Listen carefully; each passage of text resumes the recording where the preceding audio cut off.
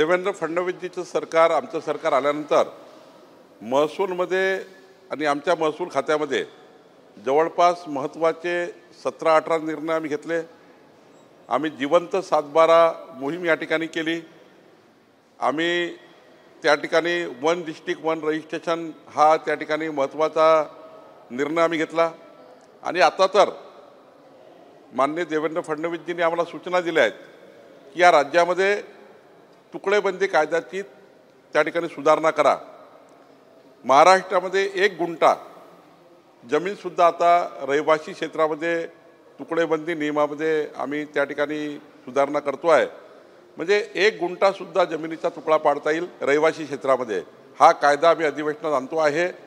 आणि सोबतच या अधिवेशनामध्ये वन स्टेट वन रजिस्ट्रेशन हाही आम्ही विचार करतो आहे।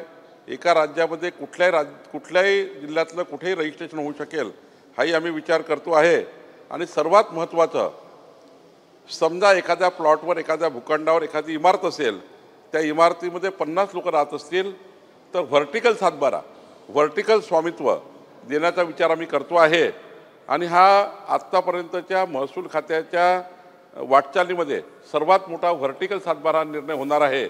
याकरताही राज्य सरकार आणि महसूल खातं माननीय देवेंद्र फडणवीसच्या सरकारमध्ये आम्ही हे निर्णय करणार आहोत आणि याकरता खात्याने तयारी केली आहे।